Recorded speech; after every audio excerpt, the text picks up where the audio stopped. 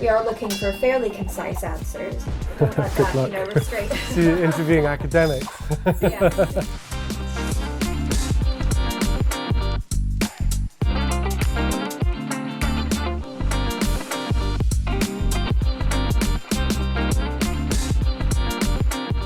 I'm a lecturer in Interdisciplinary Studies in the School of Education, but I'm working very closely with Edinburgh Futures Institute to develop a range of undergraduate courses and programmes in interdisciplinary studies.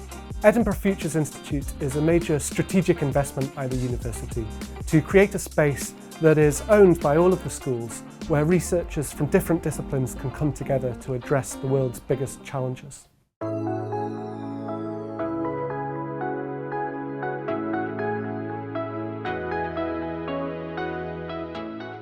My background is in theatre and performance studies. I've worked for a long time as a theatre director, but I'm bringing a range of creative methods and artistic approaches to interdisciplinary studies.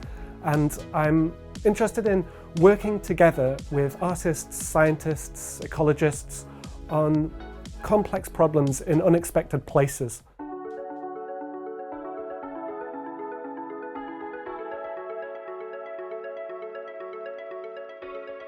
At an ancient university like Edinburgh, there are always going to be departments who have been doing what they do very, very well for a very long time. And we're not interested in replacing that. I think it's really an important part of what the modern university is about. But at the same time, I think that we're at a time now when the challenges that we're facing as a society are so big and so complex and so dynamic and unpredictable that there needs to be an alternative space where we can work together and think across those disciplinary boundaries to come up with new solutions and build better futures.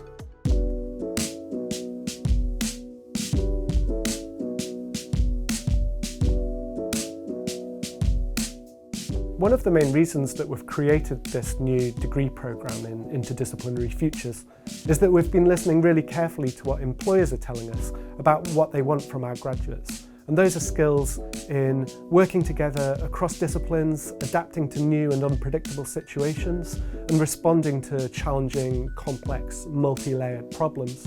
There's a paradigm shift. The world of work is really radically changing at the moment. We're really deliberately positioning ourselves in a place that makes our students ready for that change and prepared to enter into that world of work.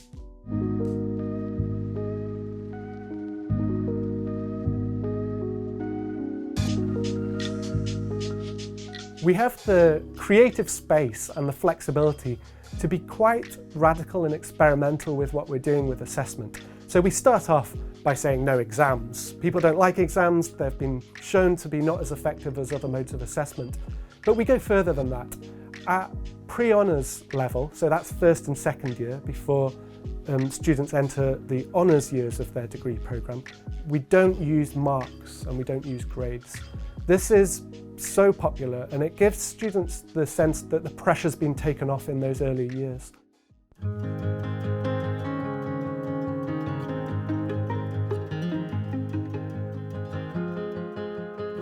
Well, we're just about to move to the edge of the city and we love to head out into the countryside and explore nature and go on walks and find out new things in the world around us.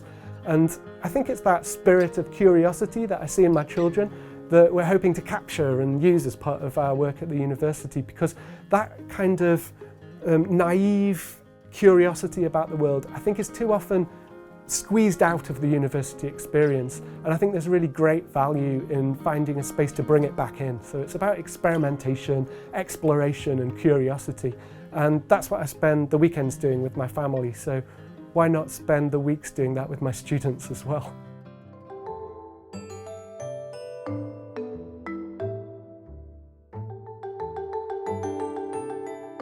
I think that right across the university at the moment, but certainly in the field of interdisciplinary education and research, we're grappling with the questions that arise from very new and very rapidly developing technologies such as AI. I think that there's a sense in which the world's changing faster than we can keep up with.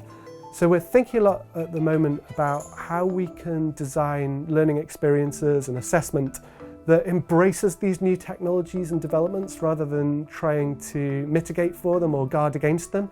It's about being open to the world, recognising the ethical and political challenges that are brought about by rapid shifts in our relationships with technology, but also seeing that as an opportunity and finding new ways to respond to it within the classroom and within the institution as a whole.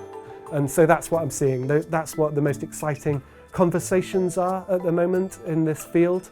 How can we go with these changes and work with them rather than trying to guard against them or mitigate for them?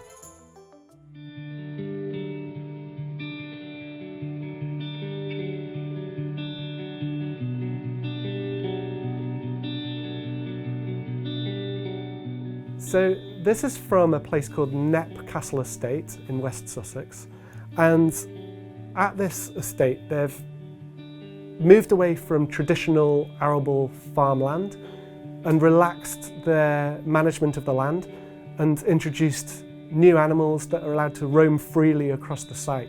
And what's really interesting is that the way that these animals have inhabited the land and used the land has led to really unpredictable results. And so walking around the fields there, I found this feather lying on the ground and I picked it up and I spent some time trying to find out what bird it was from, but I'm not sure, I don't know. And I really like that sense of wild unknowability, and I'm happy to leave it at that because it symbolises that for me. It's a wild thing that I don't fully understand or know about, and I think that there needs to be more space for that kind of thing in the modern university. Wildness and unpredictability and unknown qualities.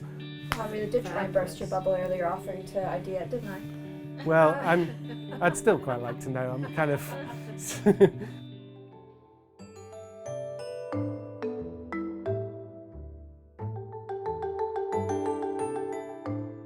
Endgame by Samuel Beckett. It seems quite bleak and apocalyptic, but if you look closely enough, there's some little glimmers of new life and hope, and I really like that. Having to do so much of it on your own terms and find your own route through difficult things, you don't get told what to do and when to do it quite as much, and I think that can be a really big shift. Just how many challenges there are. Coffee. Absolutely exciting and diverse and dynamic and a brilliant place to come and study. Complicated. It's a very old, well-established institution and it isn't always easy to do things in new ways and innovative ways, but I think the Edinburgh Futures Institute is a really nice solution to that because it's an alternative space that really does have that creative freedom around it.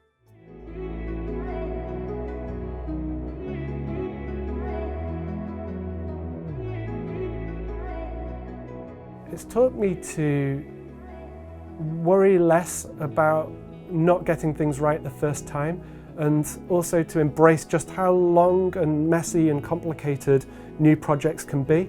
So if things don't work out in the way that I want them to in the first attempt, I'm much more relaxed about that now, and I'll just see what happens, and eventually some of these things come to fruition, and that's really great.